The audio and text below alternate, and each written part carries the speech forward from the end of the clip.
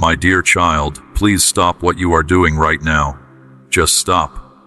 Put everything else aside for a few minutes. Because what you are about to hear is not something ordinary. This is not just another video playing on your screen. This is a message that was meant to find you at this exact moment, on this exact day, in the exact condition your heart is in right now. And deep inside, some part of you already knows that. You can feel it, can't you? That quiet pull, that stillness that came over you when this began. That is not coincidence. That is not accident. That is something far greater than either of us arranging this meeting between your heart and this truth. So I am asking you, with all the gentleness I have, please do not scroll away. Please do not treat this like background noise. Give this your full attention, because every single word that follows was chosen carefully, and every sentence builds towards something that has the power to completely change the direction of your life. Not someday, not eventually, right now, starting from this very moment. You see, most messages try to impress you. They try to entertain you or make you feel good for a little while. But this message is not trying to impress you. This message is trying to reach you. There is a very big difference between those two things. Something that impresses you fades when the screen goes dark. Something that reaches you stays with you when you lie down at night, when you wake up in the morning, when you are sitting in silence and the world has finally gone quiet around you. That is what this is. This is the kind of word that follows you, because it was sent directly to you. And I need you to understand something before we go any further. You did not choose to open this on your own. Yes, your finger moved. Yes, your eyes landed here. But something deeper than your own decision brought you to this place. There is a force in this universe that is far more loving, far more patient, and far more precise than anything we can fully understand. And that force looked at your life, looked at where you are, looked at what you have been carrying, and said, today is the day. Today is the day this child hears the truth. Today is the day something shifts. And so here you are, and here I am. And together, in this moment, something is about to happen in you that quiet, invisible, ordinary moments simply cannot produce. So settle in, my dear child. Let your shoulders relax. Let your mind slow down. You do not need to figure anything out right now. You do not need to have the right response ready. You do not need to be spiritual enough or strong enough or put together enough. Just be here. Just listen. Because what I have to say to you today is so important, so personal, and so full of love that I refuse to rush through it. Every part of this message matters. Every section builds on the last. And if you stay with me until the very end, I promise you, you will leave this place different from how you arrived. Every video on this channel is created with love, faith, and dedication to sharing God's Word.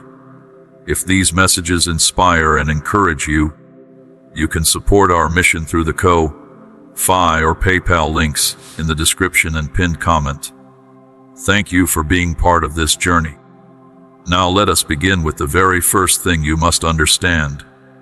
You were seen before you were heard, long before you found the words to describe what you were going through, long before you could articulate the questions that kept you up at night, long before you even recognized your own pain for what it was. You were already seen, completely, fully, without any part of you hidden.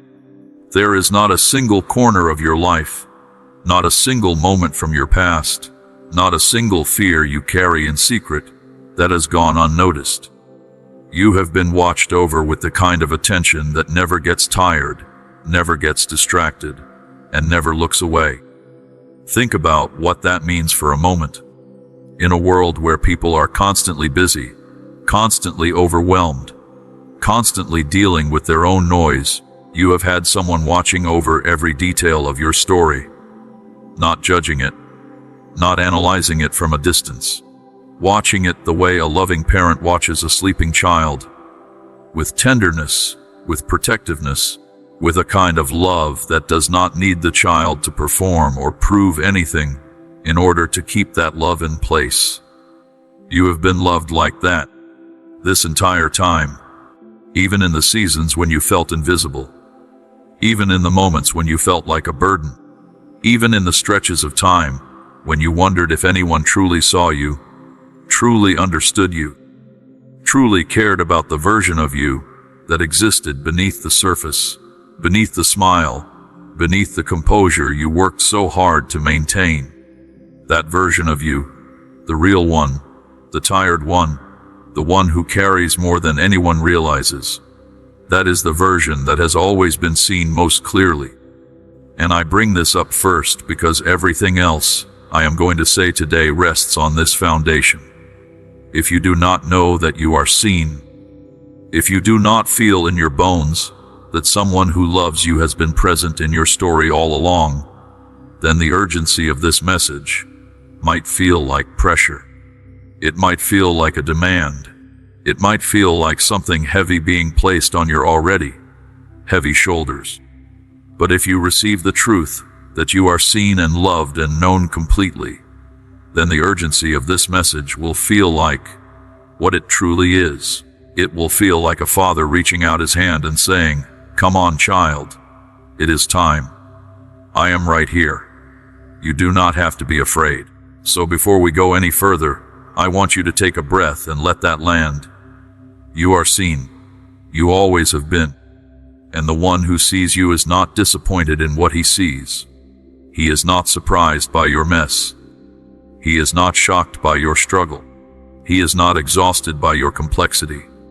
He sees all of it, and he still calls you forward. He still says your name with gentleness. He still looks at your future with hope. That is who is speaking to you right now. And that is why this message carries the weight that it does. Now, my dear child, let me tell you something that the world rarely says out loud. This moment, the one you are in right now, was prepared long before you arrived at it.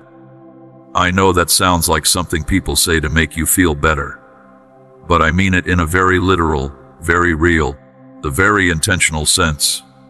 The timing of this message in your life was not left to chance. The fact that you are hearing this now, in this season, after everything you have already walked through, is not a coincidence of the algorithm or a random click of a button. The timing was arranged. The placement was intentional. The intersection of your heart's condition and this truth was orchestrated with the kind of precision that only eternity can manage. You might be wondering why now. You might be thinking, if I was so carefully watched over, if my story was so intentional, then why did it take this long? Why did certain answers come so late? Why did certain seasons stretch so far beyond what felt reasonable? And those are fair questions. Those are honest questions. And they deserve an honest answer. Here is the truth. You were not ready earlier. Not because you were failing, but because you were forming. There is a difference between delay that punishes and delay that prepares.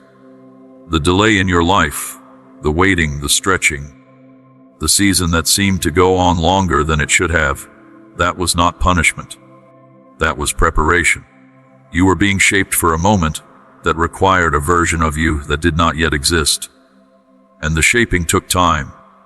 Real shaping always does. Think about how long it takes to grow a tree strong enough to survive a storm. Think about how long it takes to forge metal strong enough to hold weight. The process is not fast because the purpose is not small. What you are being prepared for is not small. What lies ahead of you is not ordinary. An ordinary preparation would not have been enough. So yes, it took longer than you wanted. Yes, there were moments when the waiting felt unbearable. Yes, there were seasons when you genuinely did not know if you were going to make it through. But you are here. And you are here intact. Tired, yes. Marked by the journey, yes. But intact. And that tells the whole story. Now I want to shift to something that I know lives very close to your heart. Something that has been there quietly, sometimes loudly, for longer than you care to admit. I want to talk about the battles you fought that nobody saw. My dear child, you have been through things that never made headlines in anyone else's life. You have survived storms that were entirely internal, entirely invisible, entirely yours to carry. You smiled at the right times. You said the right things. You showed up when you were needed. You held things together when everything in you wanted to fall apart. And you did all of that without anyone truly knowing the cost. Without anyone seeing what it took from you each time. Without anyone understanding that the version of you standing upright was doing so through sheer, quiet, exhausting determination. I want you to know that none of that went unseen. Every single silent battle you fought, every moment you chose to keep going when giving up would have been so much easier. Every time you swallowed pain because you did not want to burden anyone. Every night you spent alone with thoughts too heavy and too tangled to share with anyone around you. Every single one of those moments was witnessed, and not just witnessed from a distance, witnessed with love, with pride, with a tenderness that words can barely hold. The world rewards visible victories. It celebrates what it can see, what it can measure, what it can applaud. But there is a different kind of accounting that happens in the quiet places, where private perseverance is counted, where endurance that nobody clapped for is honored, where the battles fought in silence are recognized with a weight of significance that public victories cannot match. Your hidden battles matter. They are not invisible to the one who matters most. They are the very proof of your strength, your depth, and your faithfulness under conditions that would have brought many others to their knees permanently. And yet, as I honor those battles, I also need to say something to you gently but clearly. Fighting in silence for too long has a cost. It teaches you to carry alone what was never meant to be carried alone. It trains you to minimize your own pain because you have learned that nobody can really hold it with you. It creates a habit of performing strength, even when what you actually need is rest, is support, is the simple relief of saying out loud, I am not okay, and having someone stay anyway. You learn to survive by being strong. And that strength is real, and it is beautiful, and it has served you in ways you do not fully appreciate yet. But strength that is never allowed to rest becomes its own kind of prison. And I see you in that prison sometimes, smiling from inside it, functioning from inside it, but longing, deeply, quietly longing, to put down what you have been carrying and just breathe freely for a moment. That freedom is available to you. It is not a distant dream.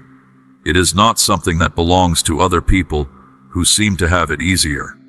It is something that is waiting for you specifically, personally by name. But it requires something from you first. It requires honesty. Not honesty with the whole world. Not a dramatic public unveiling of everything you have kept private. Just honesty here, in this moment, between your heart and the one who already knows everything anyway. Let what is true be acknowledged. Let the weight be named. Let the exhaustion be admitted, not so you can wallow in it, but so it can finally be healed. Now let us talk about something that I know has confused you deeply. Let us talk about the silence. Because I know that silence hurt you more than almost anything else. There were times you prayed, and it felt like your words hit the ceiling and fell back down. There were times you cried out and heard nothing back. There were seasons when the absence of an answer felt so loud, so heavy, so complete, that you started to wonder if you had imagined the relationship entirely. If the warmth you used to feel had been a product of your own desperate, hoping rather than something real. And in that silence, your mind did what minds do. It filled in the gaps. It told you stories about what the silence meant.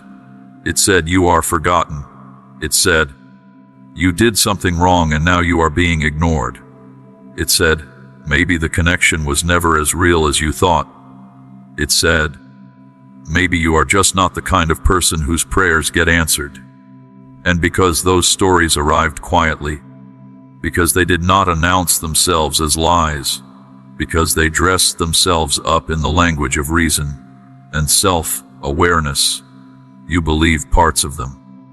Maybe not completely, but enough to let them change the way you prayed, enough to let them shrink the size of what you dared to ask for, enough to let them lower the ceiling of your expectations until you were living in a spiritual space that was survivable but not alive. I need to correct this now, completely and tenderly.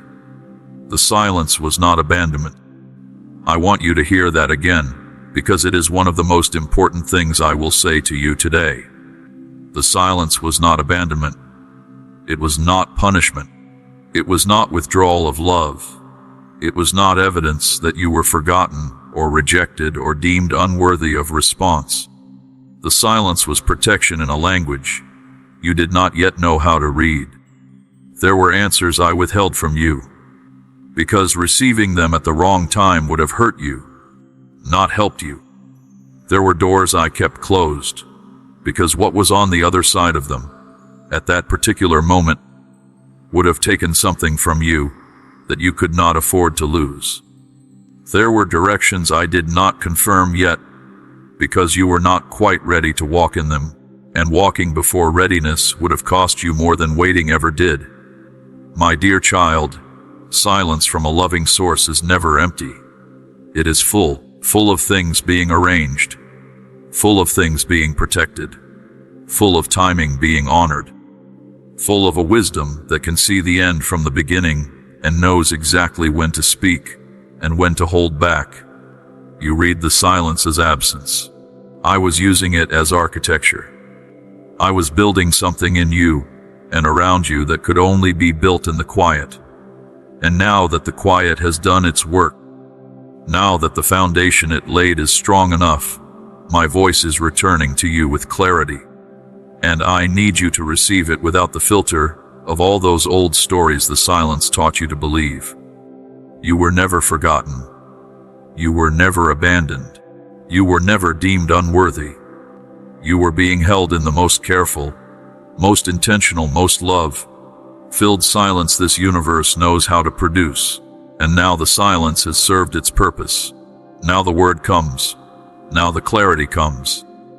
Now I am speaking with a directness that the season of silence made possible, because the roots it grew in you are deep enough now to hold what I am about to say.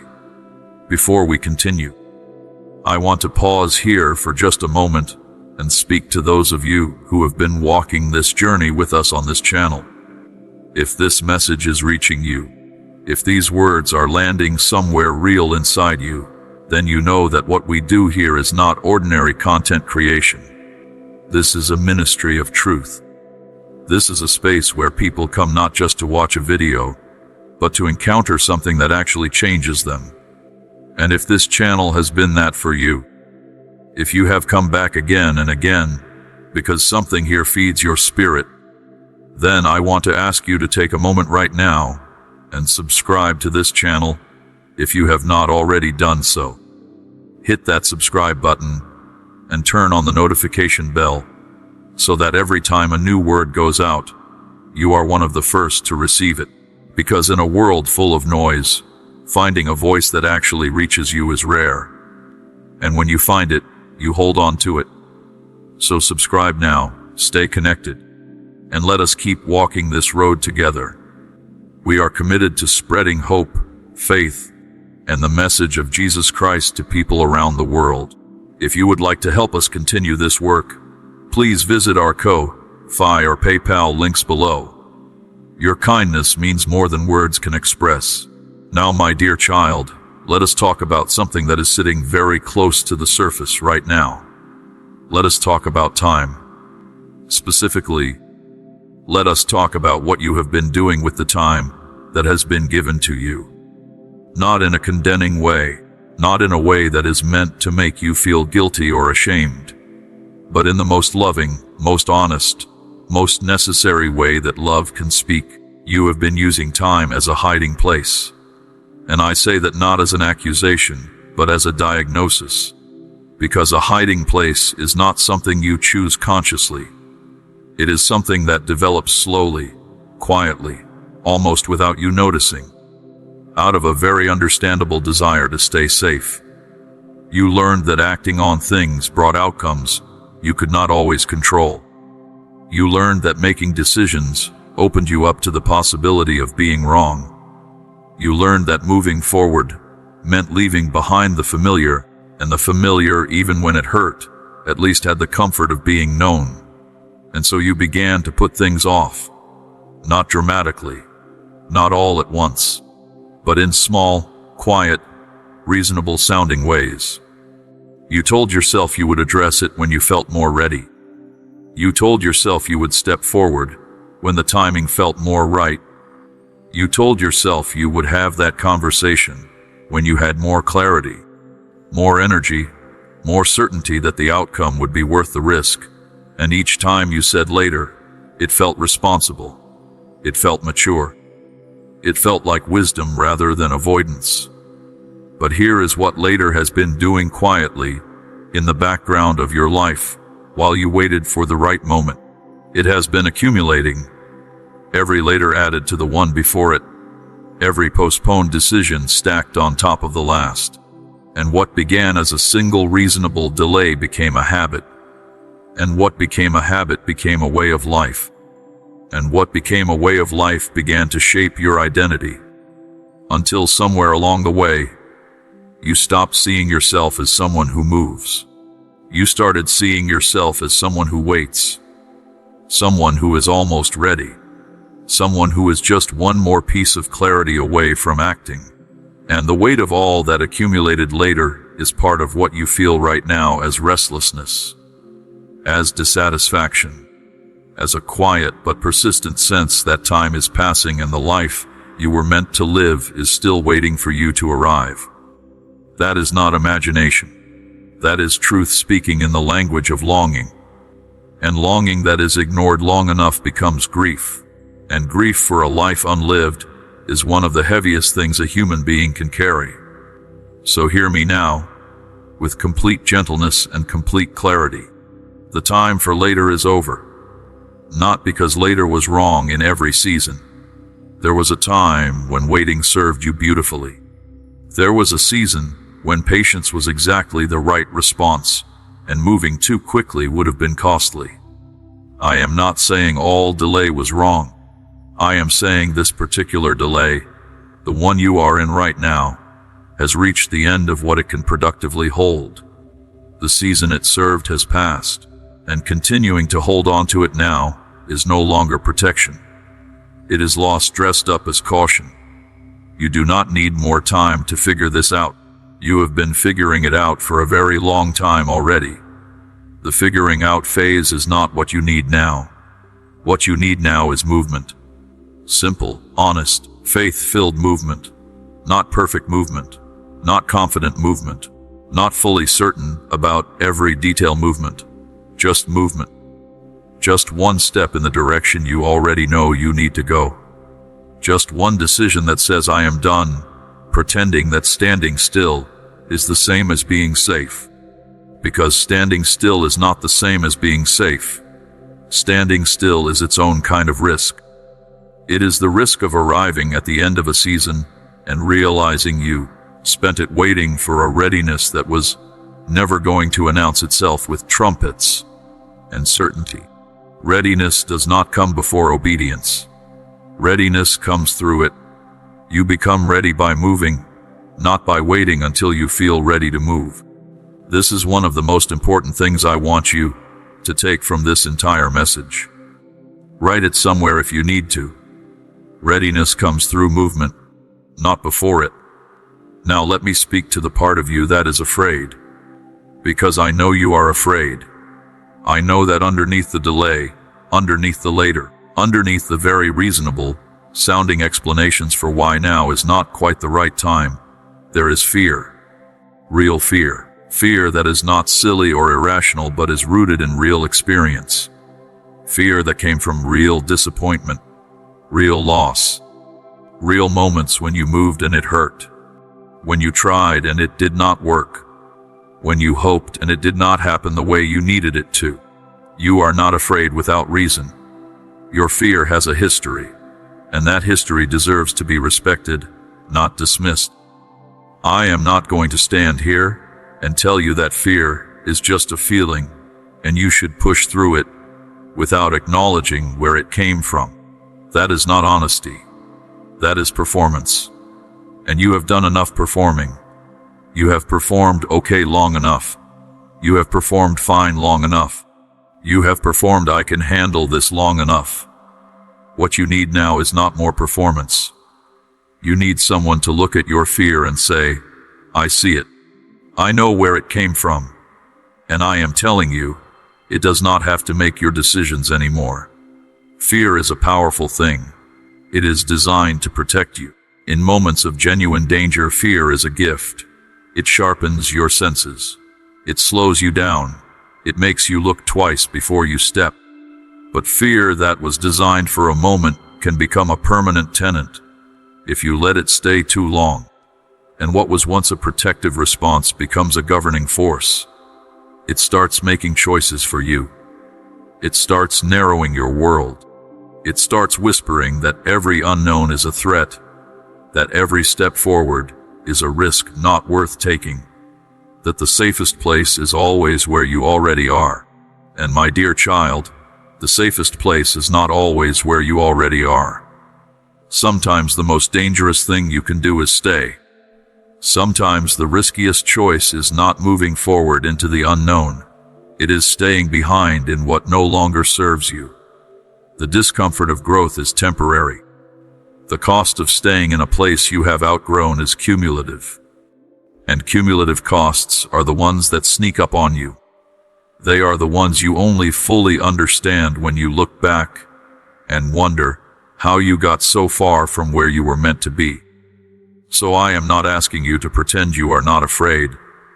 I am asking you to move in spite of the fear, to hold the fear in one hand and faith in the other, and to choose which one guides your steps. Fear will always be present. It does not go away when you decide to move, but it loses its authority when you stop letting it have the final word. Let us keep going, because there is something else I need to address. Something that has been stealing from you quietly. Something so subtle, so patient, so strategic in its approach that you may not have fully recognized it as the enemy it truly is. I am talking about weariness. Not the kind that comes from physical tiredness, though you know that kind too. I am talking about soul weariness. The kind that comes from hoping for a long time, from believing through repeated disappointment, from continuing to show up in faith when the visible evidence kept suggesting that faith was not working. Soul weariness is different from giving up. In fact, the weary soul often keeps going. That is what makes it so dangerous. You continue, you function, you pray, you believe, but the fire has thinned, the expectation has shrunk. The wide, open hope that you used to carry has quietly narrowed into something more manageable, more defended, more careful. Because wide, open hope gets wounded when it goes unanswered long enough. And wounded hope learns to protect itself by becoming smaller. You tell yourself you are being realistic. You tell yourself you are being mature. You tell yourself that expecting less means being hurt less. And on the surface, that logic sounds reasonable. But underneath it, something is dying. Something precious is being traded for safety. And that trade feels wise in the moment, but produces poverty over time. My dear child, wariness is not wisdom. I need you to hear that clearly. I need you to separate those two things completely, because your mind has been conflating them. You have been treating your reduced expectations as the fruit of hard-won maturity. But what they are actually is the fruit of a long battle that has tired you without you finding the restoration you needed. You are not wiser for expecting less from your life. You are just more exhausted. And exhaustion is not a teacher. It is a condition that needs to be healed. And the healing is available. Right now, in this moment. Not next month when circumstances change. Not after the situation resolves. Not when you finally feel rested enough to receive it. The restoration I am offering you does not require you to be in a good place first. It reaches you where you are. It meets you in the wariness itself. Not to congratulate you on surviving it, but to lift you out of it so you can live again. Not just survive again. I also want to tell you something very important about the enemy of your soul and his strategy in your life. Because understanding his strategy is part of what sets you free from it. He is not as loud or as dramatic as you might imagine. His most effective tool against you has not been sudden catastrophe. It has been slow erosion. Patient, consistent, strategic erosion. He watched you. He studied the shape of your faith. He learned where your strength came from and how long it typically held. And then he leaned into time. He knew he could not break you with one big blow. You are too strong for that. You have proven that already by surviving everything that should have broken you, and coming out the other side still breathing, still believing, still standing. He knew that. So instead of trying to destroy you outright, he shifted his strategy to simply wearing you down, making you wait long enough that hope started to feel foolish, making the silence stretch long enough that faith started to feel naive, making the distance between where you are and where you were supposed to be feel so large that you quietly stopped picturing yourself arriving. That is his tactic against strong souls. Not destruction, reduction, not taking everything. Just dimming the light enough that you stop illuminating the space around you the way you were designed to. Just shrinking your prayers enough that they stop reaching the ceiling. Just lowering your ceiling enough that you stop growing toward it. That is what wariness has been doing in your life when it was allowed to settle in unchallenged. But I am challenging it now, right here in front of you. I am exposing it for exactly what it is. And in the exposing, I am removing its power. Because darkness loses its power when the light comes on. Tactics lose their effectiveness when they are named out loud. You cannot be strategically reduced by something you can fully see. And now you can see it. Now you know what has been happening. And now you get to choose differently. You get to choose to lift your expectations back to where they belong.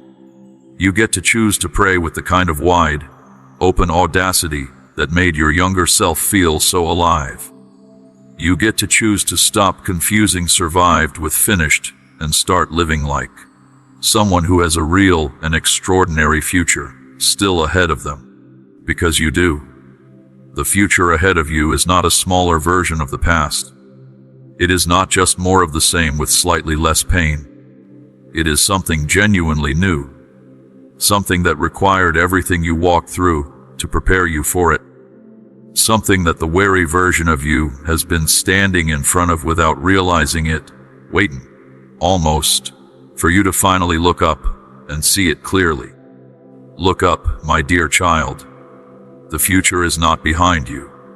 It is not buried under the weight of everything that went wrong. It is standing right in front of you, patient and ready, waiting for you to step into it with your whole self, not the managed version, not the protected version, not the version that learned to want less so it could hurt less. Your whole self, fully, without apology. Now I want to speak to you about something that might be the most personal thing I have said so far. I want to talk about the lie that has lived in the background of your identity for far too long. The lie that says you are too broken for what is ahead. The lie that says the damage you carry disqualifies you from the destiny you sense.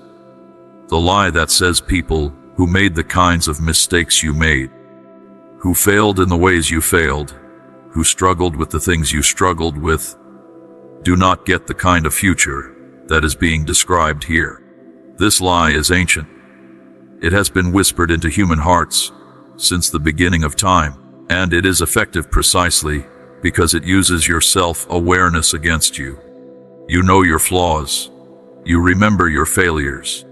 You can recite the list of your shortcomings better than anyone else could.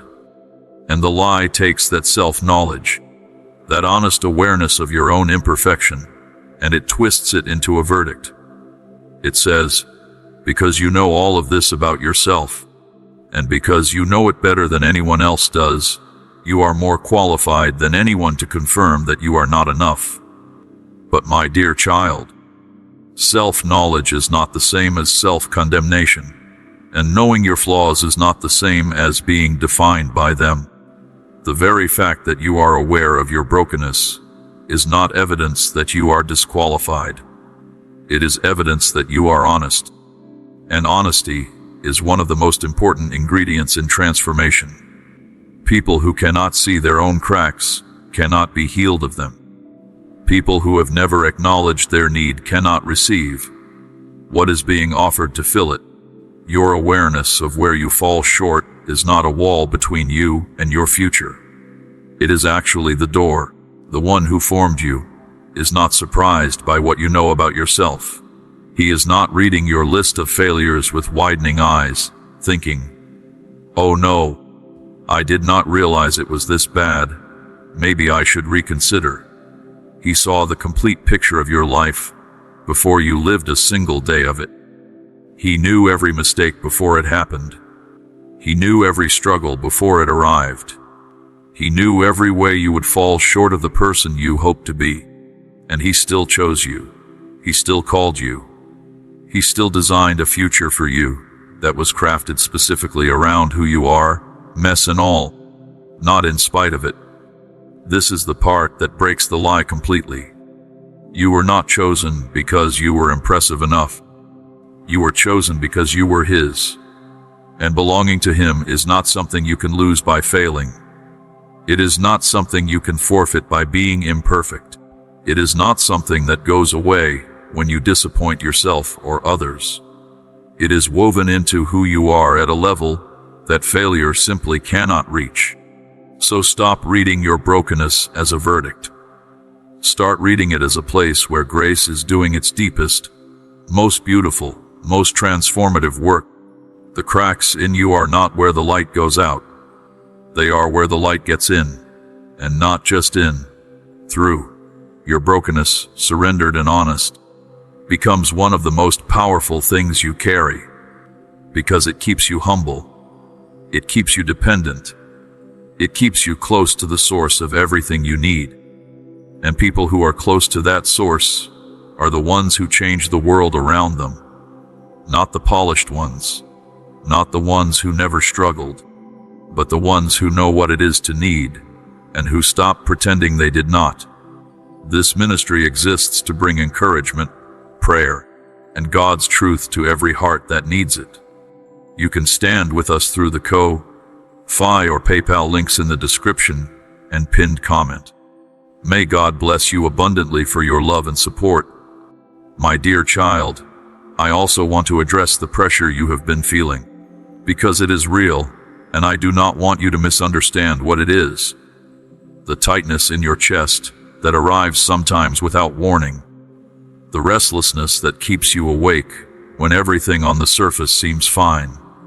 The sense that something is approaching, something is shifting, something is right at the edge of happening, and you are not quite sure whether to be excited or terrified by it.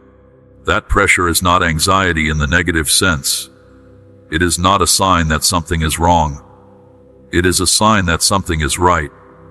Something is forming.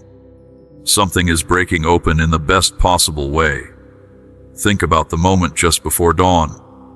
The sky does not get gradually lighter in a smooth, comfortable way. There is a moment right before the light comes where the darkness seems to thicken, where the night seems to press closer, where the quiet gets almost heavy, and then the light breaks and everything changes. You are in that moment right before the light breaks. That pressure, That heaviness, that sense of something imminent and real and close, that is the darkness before the dawn. And the dawn is coming. Do not run from the pressure. Do not try to relieve it artificially by distracting yourself or numbing yourself, or finding ways to stay busy enough that you do not have to sit with it. Let it do its work. Let it direct your attention to the things it is pointing toward. Pressure always points toward the place that needs response. It is the most honest compass you have. And when you follow where it points, when you respond to what it is asking of you, the pressure does not crush you. It propels you. The same force that felt heavy on your chest becomes the wind at your back. That is what obedience does to pressure. It transforms it from weight into momentum. And that brings me to one of the final things I want to say to you before we close. I want to talk about obedience. Not the kind that is performed out of fear. Not the kind that is mechanical or joyless or done with a gritted teeth kind of reluctant compliance. I mean the kind of obedience that is actually an act of love. The kind that says, I trust you enough to move when you say move, even when I cannot see the full picture. The kind that says, your word in my life carries more weight than my own comfort and my own fear. The kind that says, I am done living in the space between knowing and doing, and today I am choosing to close that gap. That kind of obedience is not weakness. It is one of the most courageous things a human being can do, because it requires surrendering control, and surrendering control is terrifying for someone who has been hurt before, for someone who learned that things go wrong when you let your guard down, for someone who built their survival on the ability to manage and predict and protect. Obedience asks you to release some of that. Not all at once, not recklessly, but genuinely, in the direction that has already been made clear. And here is the beautiful thing about that kind of obedience. It does not leave you exposed and alone. The moment you step forward in it, grace rushes in to meet you. Provision arrives that was not visible while you were standing still. Clarity comes that was waiting for your movement to release it. Doors open that were not visible from a distance, but become real and solid, and right in front of you the moment you take the step. This is how it works. This has always been how it works. Grace is not a reward for getting everything right before you move. It is a companion that travels with you as you move. So take the step, my dear child. Whatever the step is that you already know needs to be taken. Whatever the obedience is that you have been rehearsing in your mind, but never quite allowing your feet to follow. Whatever the decision is that keeps surfacing and that you keep gently, carefully, reasonably pushing back down, take it. Not because you are certain, not because you are fearless, not because every question has been answered. Take it because you are loved, and because you are ready enough, and because the one who is asking you to take it will be there when your foot lands on the other side. He has been there this whole time. He is not going anywhere now. Now, before I give you the closing words of this message, I want to say one more thing from my heart. This entire message, every word of it, every sentence, every truth, every call to action, it was built around you, not a general you. You, the one listening right now, the one who has been carrying quietly, the one who has been waiting patiently, the one who has been fighting invisibly, the one who has been standing at the edge of something bigger than they can see and wondering if they are brave enough to step into it. You are brave enough. You always were. You just needed someone to say it out loud, clearly, without qualification, without a list of conditions you needed to meet first. You are brave enough. You are loved enough. You are seen enough. You are ready enough. And you are more than enough for what lies ahead of you.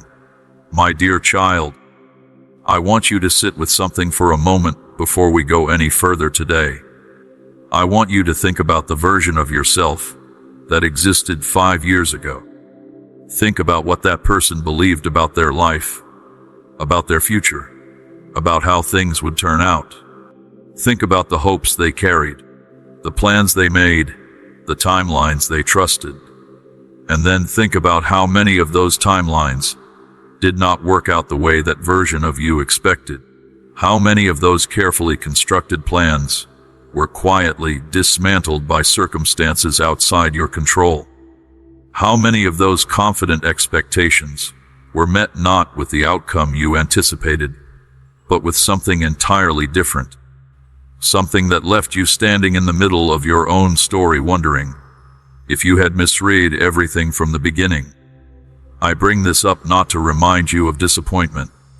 I bring it up because I want you to notice something very important. That version of you, the one who made those plans, the one who held those hopes, did not know what you know now, could not see what you can see now, did not have the understanding, the depth, the perspective that you carry today.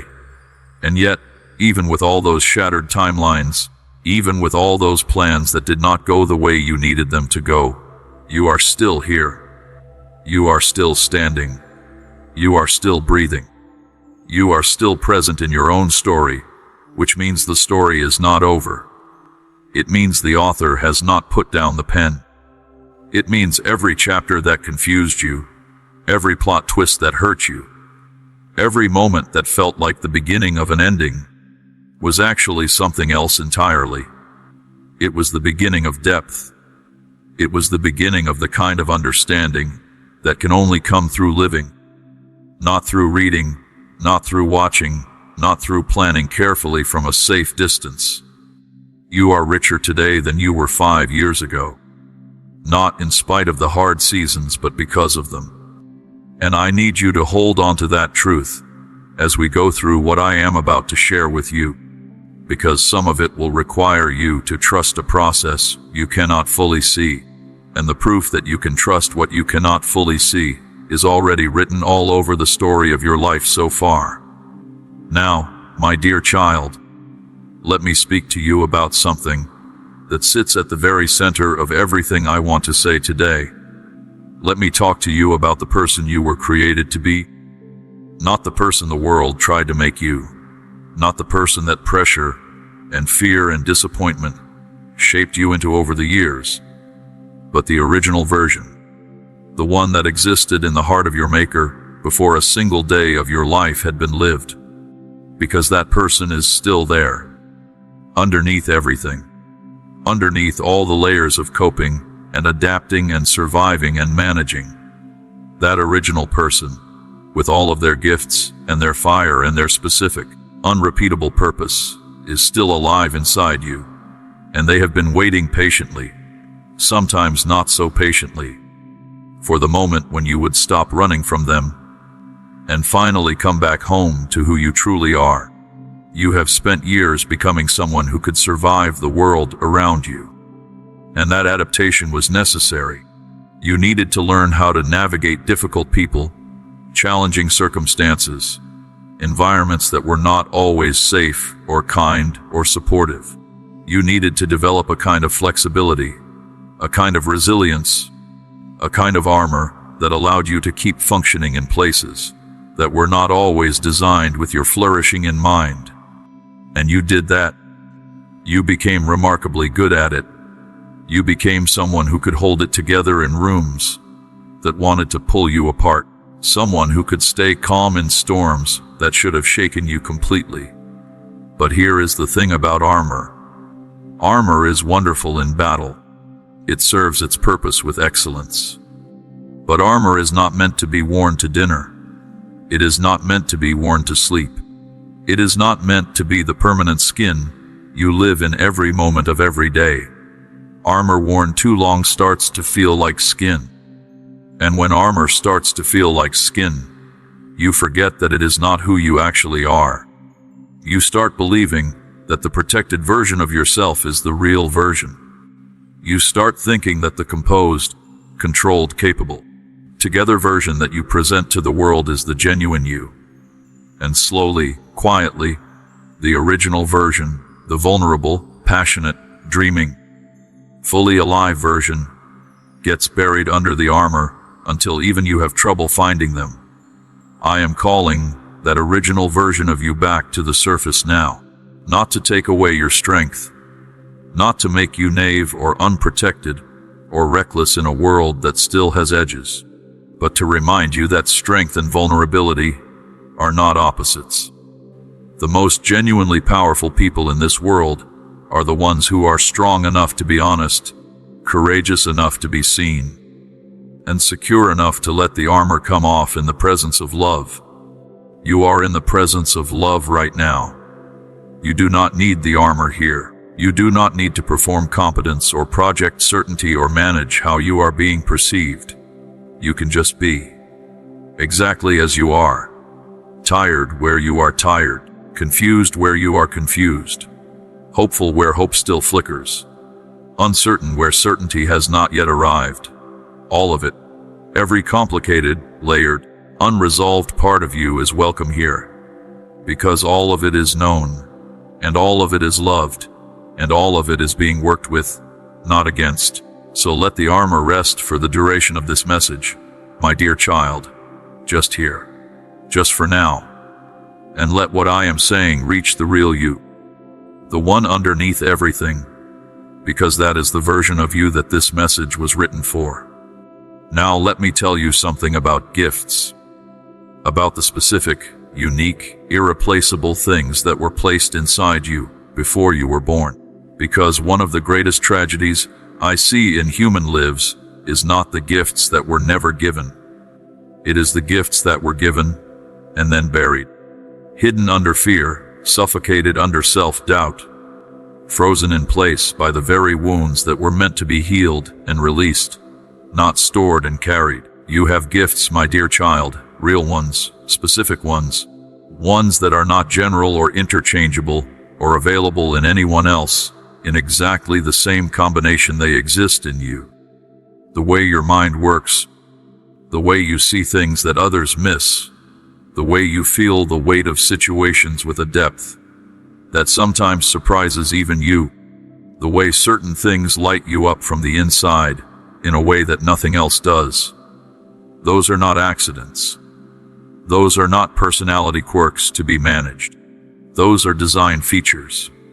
Intentional, specific, placed there with purpose and with a destination in mind. And the tragedy is not that you do not have them. The tragedy is that you have spent so much energy surviving that you have had very little left over for thriving. You have had very little space to explore what those gifts could do in a context where they were fully welcomed, fully invested, fully released into the world the way they were created to be. You have been so busy holding everything together that you have barely had time to ask the question, what was I actually made to build? That question is not selfish. It is not indulgent. It is not the kind of thing you earn the right to ask only after you have met every obligation and handled every responsibility and made sure everyone around you is fully taken care of. It is a necessary question. It is a question that your Maker put inside you because He wants it answered. He did not give you those gifts as decoration. He did not place that fire in you as a feature you were meant to suppress in order to be more convenient for the people around you. He gave you those gifts because the world needs what they produce, and keeping them buried, keeping them theoretical, keeping them permanently in the someday category is not humility, it is loss. Real costly, world-impoverishing loss. So I am asking you today, what is the thing you have been afraid to fully commit to? What is the direction that your gifts keep pointing you toward? Even when you argue with them. Even when you redirect yourself back to the safer path. Even when you tell yourself that it is impractical, or too risky, or too late. What is the thing that lights you up, and also terrifies you? Because the intersection of those two feelings, the excitement and the fear, that is almost always the direction of your calling. That is almost always where your specific gifts meet their specific purpose. You do not have to figure out every step of that path today. You do not have to see the full picture clearly.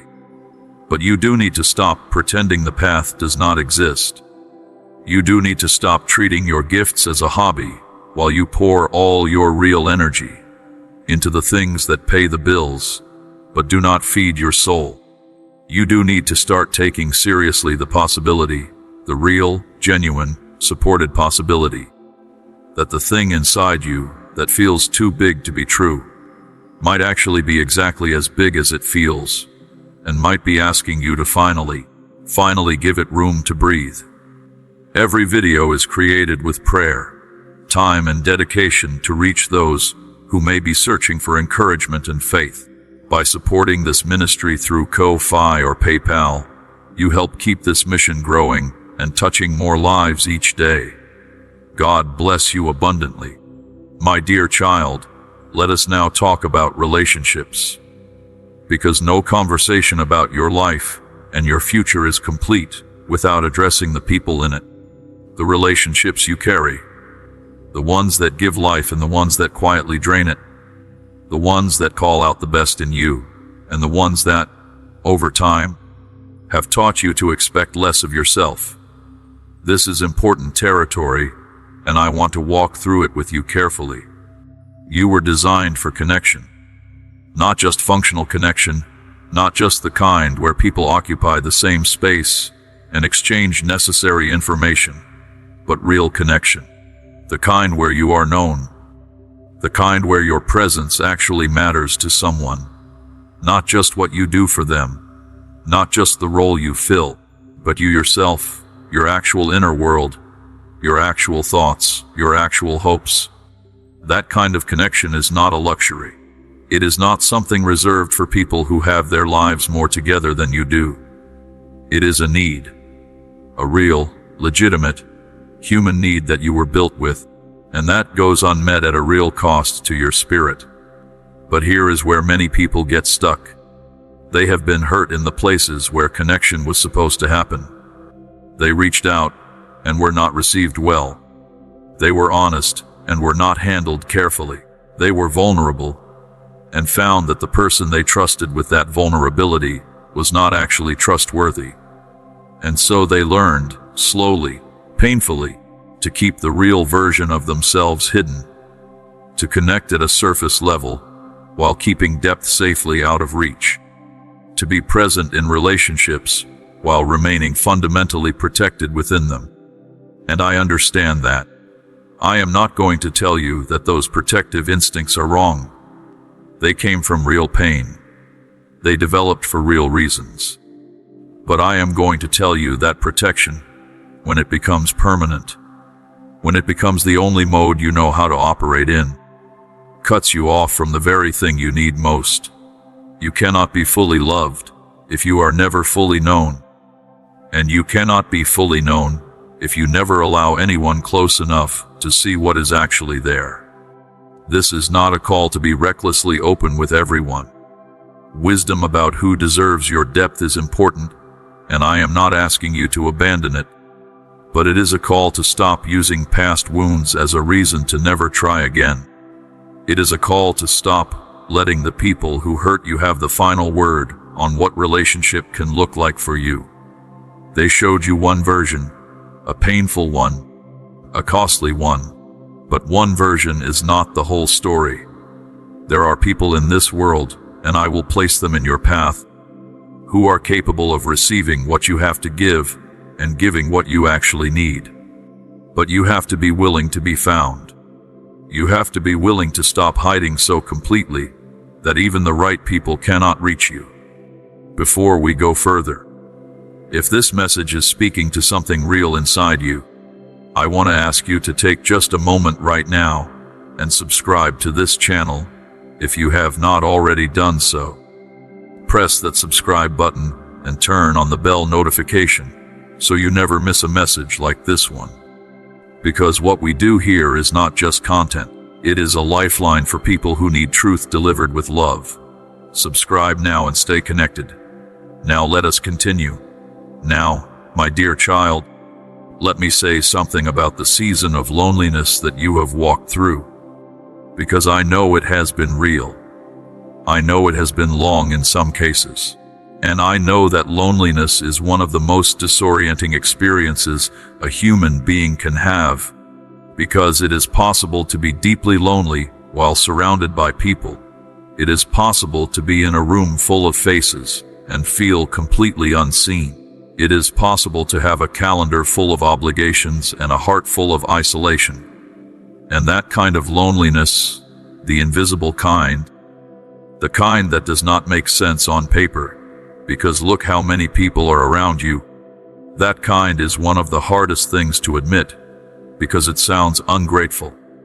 It sounds like you are complaining about a problem that should not exist given the surface circumstances of your life. But it is real. And it is not something to be ashamed of. Loneliness does not mean you are unlovable. It does not mean you have failed at relationships. It does not mean there is something fundamentally wrong with you that makes genuine connection impossible for you specifically. Loneliness, especially the deep kind, often just means that you have not yet found your people. The ones who speak your language. The ones who understand the particular frequency of who you are without you having to translate yourself constantly. Those people exist.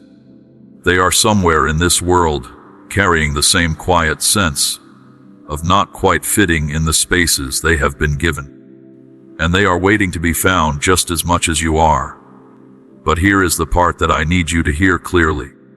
Your people will not find you if you have decided in advance that they do not exist. They will not reach you if the story you are telling yourself is that you are too different, too complicated, too much, too intense, too deep for the kind of connection you actually need. That story is not protection. That story is a wall. And walls keep out both the things that hurt and the things that heal. You cannot selectively exclude pain while remaining fully open to love. It does not work that way. Openness is openness. And the decision to finally be findable, even at the risk of being hurt again, is one of the bravest things you can choose. So choose it, not all at once, not with everyone, but gradually, intentionally, with the discernment that wisdom has given you through everything you have already lived. Begin to let people closer than you have been allowing them. Begin to speak from the real place inside you instead of the managed place. Begin to take the small, careful, genuine risks that love requires. Because the alternative, the permanently protected, permanently isolated, permanently performing version of your life, is not the life you were made for. And some part of you has always known that. Now, my dear child, let me address something that I believe is at the root of much of what you carry. Something that most people spend their entire lives circling around without ever actually landing on it directly. I want to talk about the question of whether you are actually worthy of the good things you hope for. Not in a theological sense, not in a philosophical sense, but in the deeply personal, visceral, everyday sense. Do you actually believe, in your gut, that the life you sense is possible for you is actually meant for you? Or do you secretly believe that it is meant for other people, people who somehow deserve it more, people who started in better circumstances, people who made fewer mistakes, people who are just fundamentally more suited to good things than you feel yourself to be? I ask this because the answer shapes everything. It shapes how you pray. It shapes what you pursue. It shapes how hard you try and when you give up. It shapes whether you step through open doors or stand in front of them convincing yourself that they must be meant for someone else. It shapes whether you receive love fully or hold it at arm's length, because some part of you is waiting for the moment when the person offering it realizes their mistake. The belief that you are not quite worthy is one of the most pervasive and most costly beliefs a person can carry. And it is almost always invisible to the person carrying it. You do not think of it as a belief. You think of it as realism. You think of it as just knowing how things work, knowing your own limitations, knowing the difference between what you hope for and what you can realistically expect. But it is not realism. It is a lie wearing the clothes of realism, and it has been wearing those clothes for so long that you cannot tell them apart anymore. So, let me tell you what is actually true. You are worthy of love not because you earned it, not because you are impressive enough, not because you have overcome enough, or grown enough, or proved enough. You are worthy of love because you exist, because you were made, because the one who made you decided that you deserve to be here, deserve to have a story, deserve to have a purpose, deserve to be loved with the kind of love that does not require performance as its condition. That is not a nice idea. That is not motivational language designed to make you feel temporarily better before reality sets back in. That is the most fundamental truth about your existence. And when you start living from that truth, instead of working against it, everything changes. The way you make decisions changes. The way you receive kindness changes. The way you engage with opportunities changes. The way you treat yourself in the private moments, when no one is watching, when it is just you and your own inner voice, that changes most of all. Because you stop speaking to yourself the way your harshest critic would speak to you, and you start speaking to yourself the way the one who loves you most would speak to you, with patience, with encouragement, with a steady refusal to let your stumbles become your identity. My dear child, I also want to speak specifically to those of you who have been waiting for a sign. Those of you who have been asking, sometimes desperately, sometimes quietly, sometimes with words, and sometimes just with the posture of a life that has been held in suspension, waiting for some clear, unmistakable signal that it is okay to move, that it is safe to hope, that the direction you sense is actually real and not just wishful thinking dressed up as spiritual insight. I understand the desire for a sign. I understand it completely.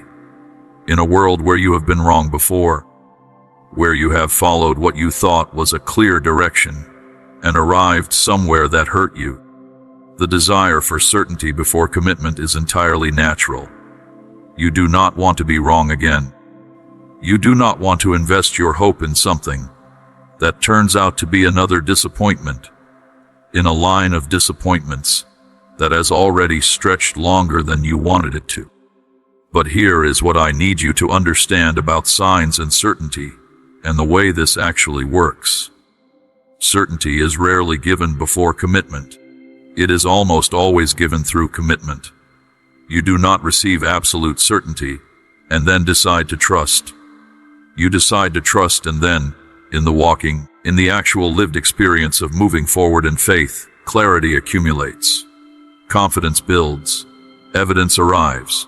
Not all at once, not on a schedule you can predict, but consistently and genuinely, in a way that slowly transforms the terror of not knowing into the steady assurance of having seen enough to keep going.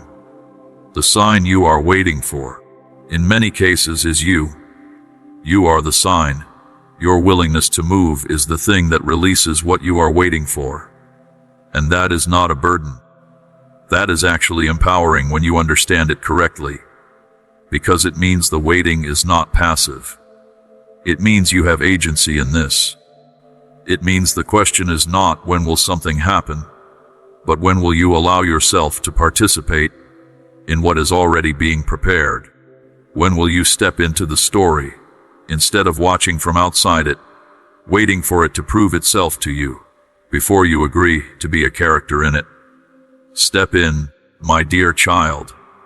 The story needs you in it, and the story will show you things from the inside that you could never see from the outside, no matter how long you watched and waited from a safe distance.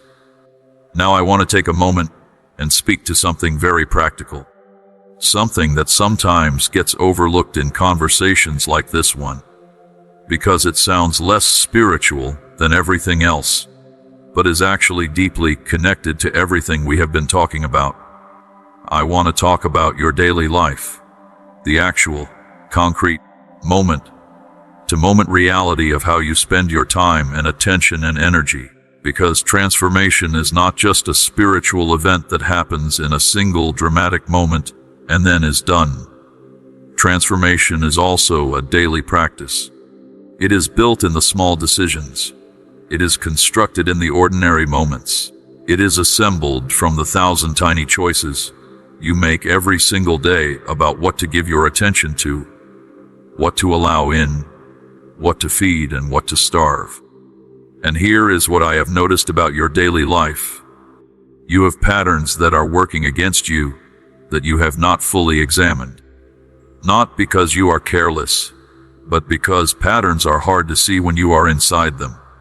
They just feel like life. They feel like just the way things are. But some of the things that feel like just the way things are actually choices that have been made so many times they no longer feel like choices. They feel like facts. They feel like the natural shape of your existence, when they are actually something you have been constructing, gradually, repeatedly, in ways that are keeping you smaller than you are meant to be. The patterns I am talking about are things like reaching for distraction. The moment you feel the pressure of something important trying to surface. The habit of filling every quiet moment before it has a chance to say what it came to say. The automatic way you scroll or watch or consume anything that keeps your mind occupied enough that the deeper things cannot break through and demand your attention. Those are not just habits. They are avoidance strategies, sophisticated ones, comfortable ones, ones that have served you well enough that you have never had to confront what you would find if you sat still long enough to actually hear it. But the cost of that constant occupation is significant. It is in the quiet that transformation happens. It is in the stillness that direction comes. It is in the moments when you are not consuming or producing or performing or managing that the voice you most need to hear is able to reach you. And you have been making sure those moments are very rare. Not intentionally, not maliciously, but consistently and effectively nonetheless. So one of the most practical things I am asking you to do, starting today, is to give yourself silence. Intentional silence. Deliberate stillness. Not as a spiritual exercise to check off a list, but as a genuine act of willingness to be present with what is actually inside you. Without the noise, without the buffer, without the constant stream of input that keeps the important things just below the surface, where they cannot quite reach you. Sit with what is there, even if what is there is uncomfortable, even if what surfaces in the silence is grief, or confusion, or longing, or a restlessness you do not know how to name. Those are not things to be avoided. They are things that need to be heard. And the one who loves you is present in that silence. Not as an absence, not as emptiness, but as a steady, gentle, patient presence that has been waiting for you to get quiet enough to notice him there. A single act of kindness can help God's message reach someone who needs hope today. If you feel blessed by this channel, you can stand with us through the Ko-Fi or PayPal links in the description and pinned comment. Thank you for helping us spread God's love, one soul at a time. My dear child, let me now speak to you about hope. Real hope, not the fragile, wishful, fingers crossed kind that shatters every time circumstances do not cooperate, but the deep-rooted, unshakable kind that does not depend on circumstances at all. The kind that exists not because everything is going well, but because you know who holds everything. The kind that does not require good news to stay alive, because it is not rooted in good news. It is rooted in a person, in a love, in a faithfulness that has been demonstrated so many times across so many generations of human stories that it cannot honestly be doubted by anyone who has actually looked at the evidence. You have been hoping in circumstances. That is why hope has felt so fragile. When the circumstance looked good, hope was strong. When the circumstance looked bad, hope collapsed. And that cycle, the up and down of hope tied to outcomes, has exhausted you. It has made hoping feel dangerous.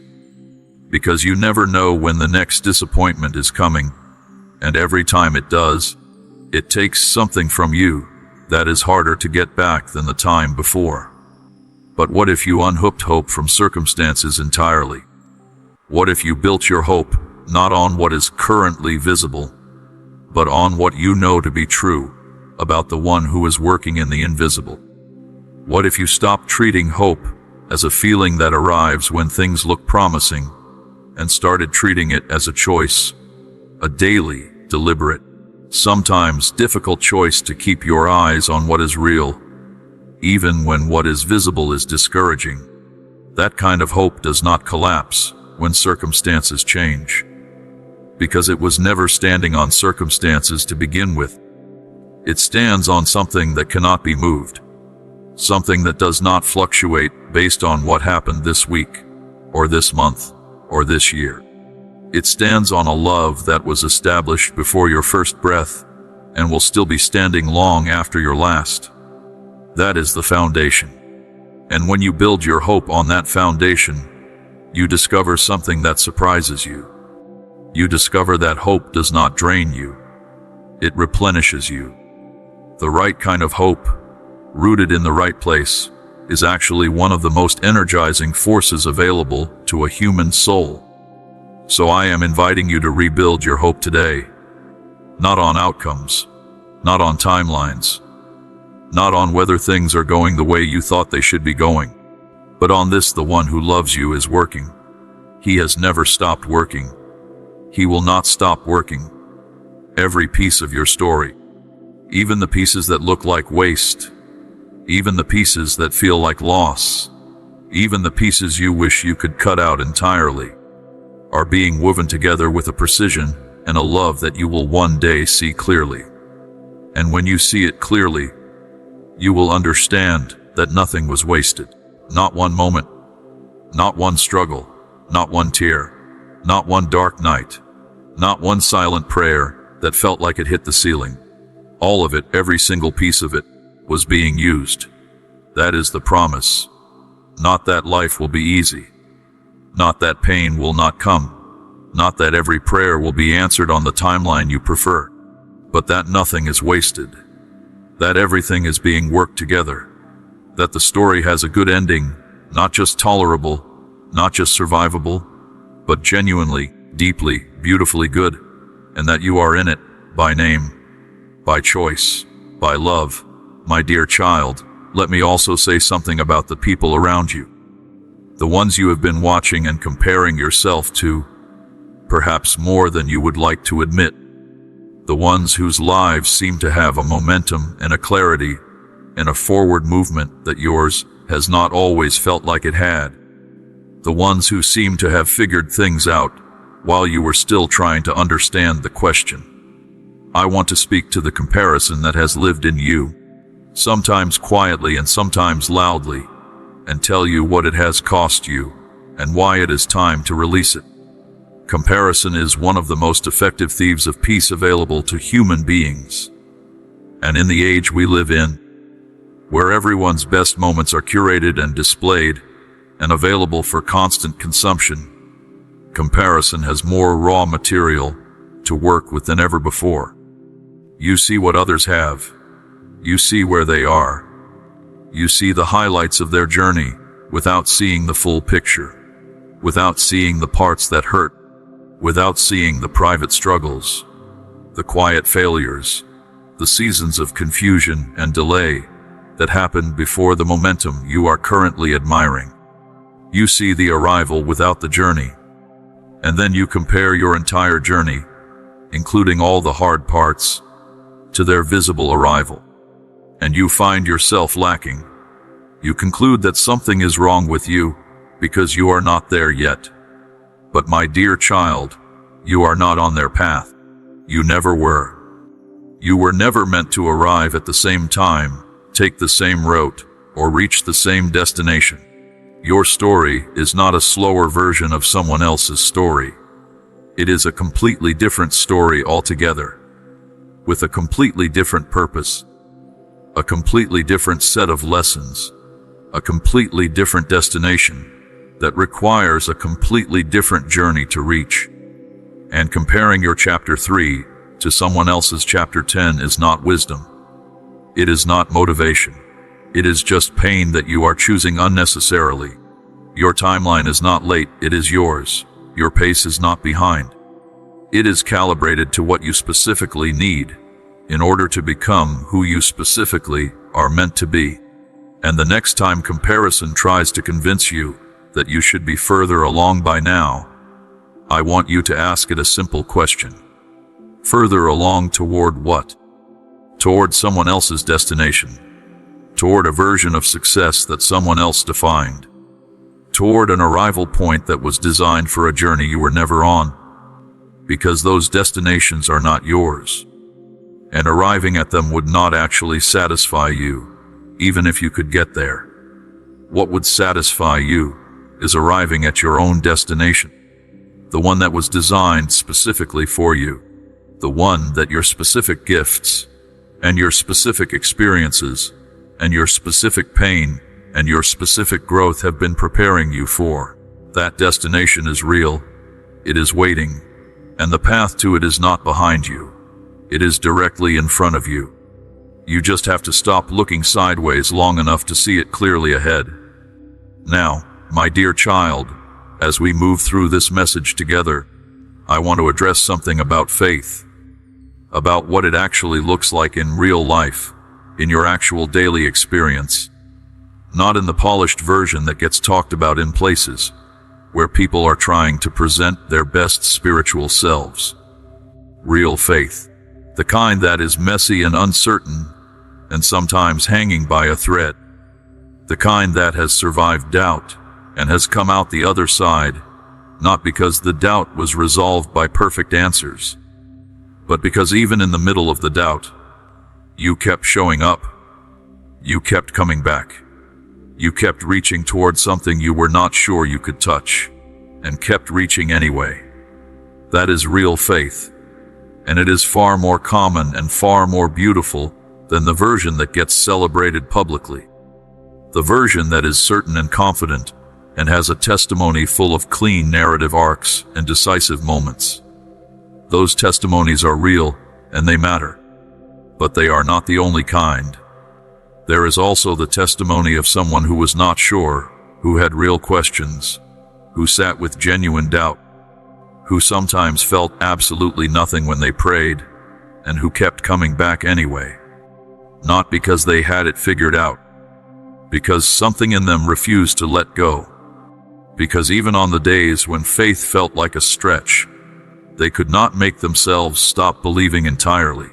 And that stubborn, inconvenient holding on by the fingernails kind of faith is not weak faith. It is some of the strongest faith in existence, because it has been tested, and it survived the test.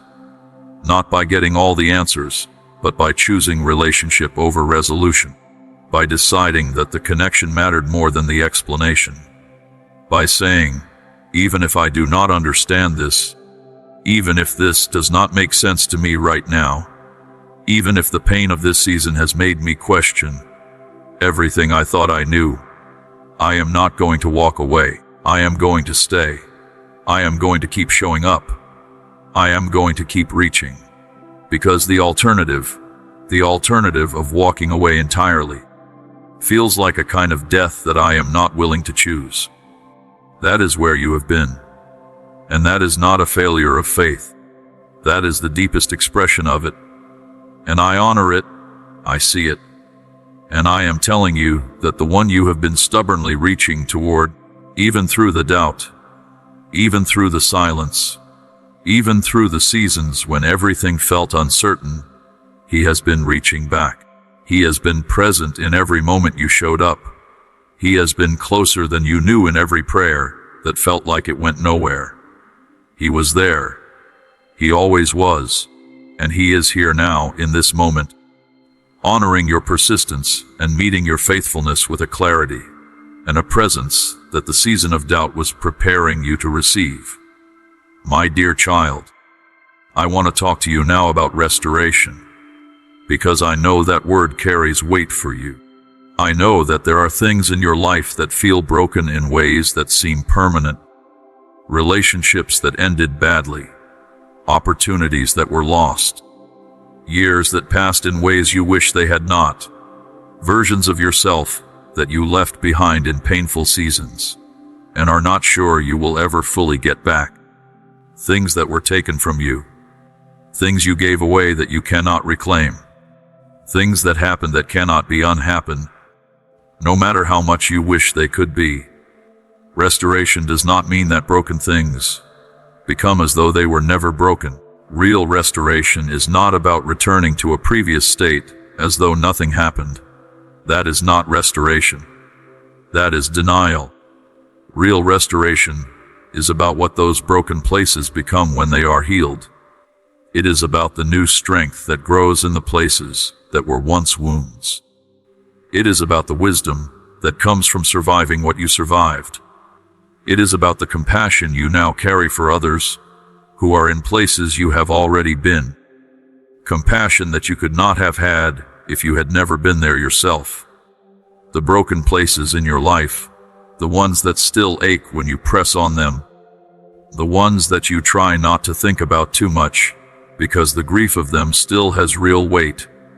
Those places are not the end of the story. They are the places where the most significant work is happening, where the deepest transformation is occurring, where the roots are going down the furthest. And roots that go down the furthest are the ones that hold the strongest in the storms that come later.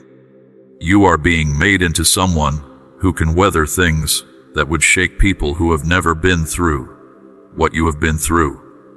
That is not a small thing. That is not consolation prize.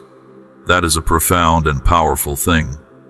To be someone whose depth cannot be manufactured, whose compassion cannot be faked, whose understanding of human pain cannot be studied into existence, but can only be lived into.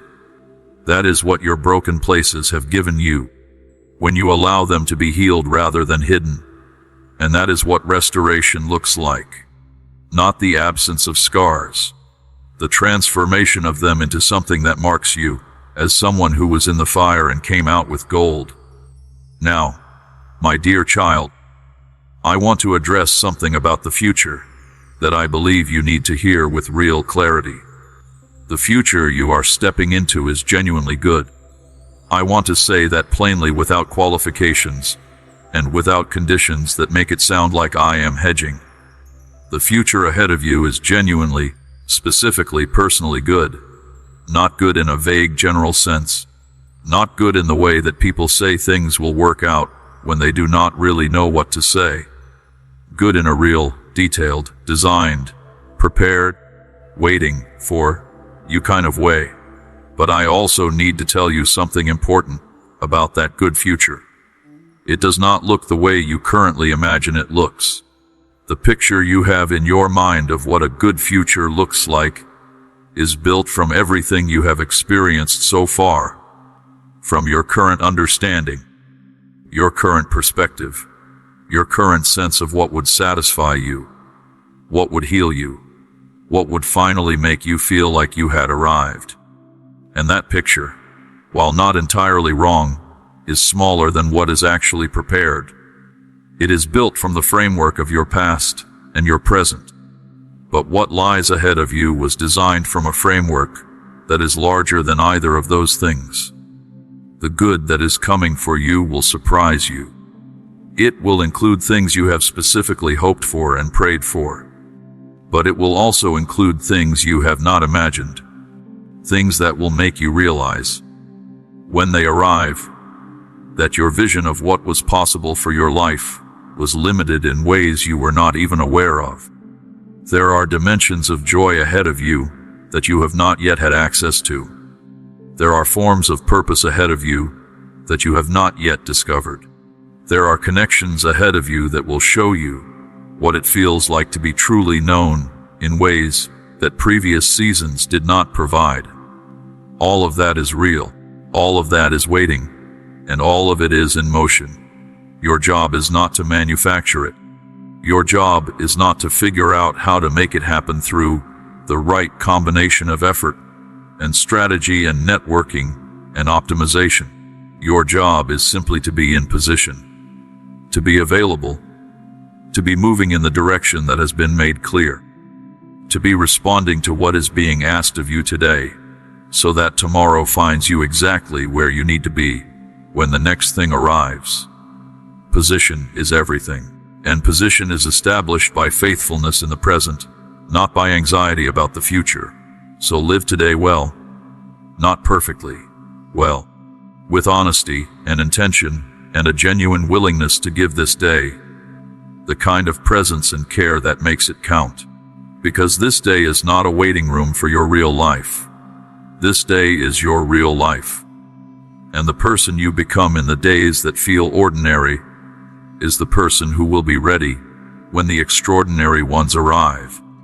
If these messages have brought peace to your heart, strengthened your faith, or reminded you of God's love, please consider supporting this ministry through the Ko-Fi or PayPal links below. Together, we can continue sharing hope in God's Word with countless souls around the world. My dear child, as we come toward the end of this message, I want to speak one final time about the decision that is in front of you, because everything we have talked about today ultimately converges on this point, on the question of what you are going to do with what you have heard, because a message like this one does not leave you neutral. It either moves you forward or, if it is ignored, it makes the next step slightly harder. Truth heard and acted on produces life. Truth heard and set aside produces a kind of internal tension that accumulates over time into the weight you already know too well. So the question is not whether this was true. You already know it was. The question is not whether it applied to you. You already know it did. The question is simply what comes next. What does the version of you that walks away from this message do differently than the version that walked in? What specific, concrete, real thing changes because of this hour? What decision gets made? What step gets taken? What postponed thing finally gets attended to? What avoidance pattern gets interrupted? What honest conversation finally happens? What direction finally gets committed to? You do not have to answer all of those questions today, but you do have to answer one of them. Pick the one that is closest to the surface. Pick the one that has been pressing most persistently. Pick the one that you have been avoiding most carefully, because some part of you knows that when you finally address it, something else will have to change too. Pick that one and do something about it today, not tomorrow, not when you feel more ready. Today, because later has become now. That is the most important thing this entire message has been building toward. Later has become now. The season of deferral is complete.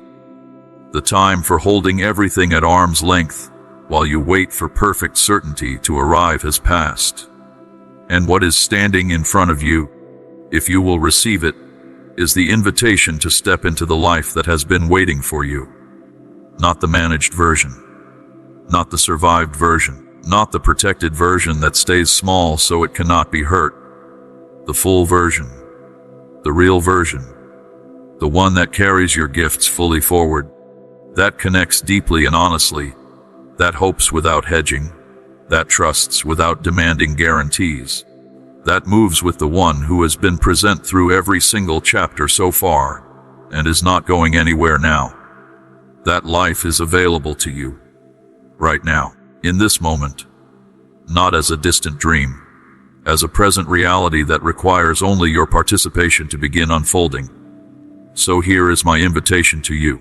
My dear child, step forward. Whatever that means in your specific life, whatever the one step is that you already know needs to be taken, take it. Take it today. Take it imperfectly if necessary. Take it uncertainly if that is all you have available. Take it afraid if fear is what you feel, but take it, because on the other side of that step, there is a version of your life that you have been sensing, but not yet living. And it is time. It is genuinely, completely, undeniably time. You were made for this moment. Everything you walked through prepared you for exactly this. And the one who carried you through all of it is right beside you now, not pushing, not forcing, but reaching out his hand and saying, "Come, let us go." I have been waiting to show you what comes next, and it is better than you know.